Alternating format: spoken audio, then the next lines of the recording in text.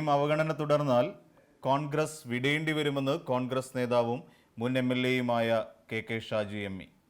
V ഗോവിന്ദനും AK ബാലനും അടക്കമുള്ള സീനിയർ CPM നേതാക്കൾ തിരിച്ചു വരണമെന്ന ആവശ്യം ഉന്നയിച്ചെന്നും സാഹചര്യം അനുകൂലമാണെങ്കിൽ അങ്ങനെ ചിന്തിക്കേണ്ടി വരുമെന്നും KK ഷാജു പറഞ്ഞു.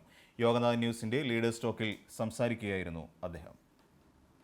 2009 RSP UDF പോന്നപ്പം കോവൂർ കുഞ്ഞും കൂടെ പോന്നു. പക്ഷേ 2011 നിയമസഭാ തിരഞ്ഞെടുപ്പായപ്പോൾ അവൻ തിരിച്ചു പോയതുകൊണ്ട് അവൻ MLA.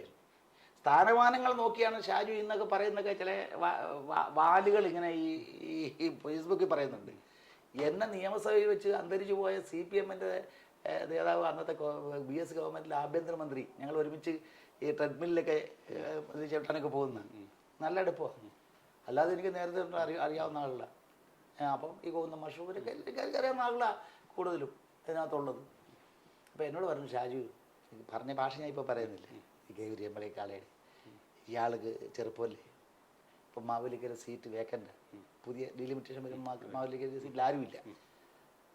ഇയാൾ വെറുതെ എന്തിനാ, ഇയാൾക്കൊരു സീറ്റല്ലേ പ്രശ്നം, മത്സരിക്കാൻ ഒരു സീറ്റല്ലേ വേണ്ടു.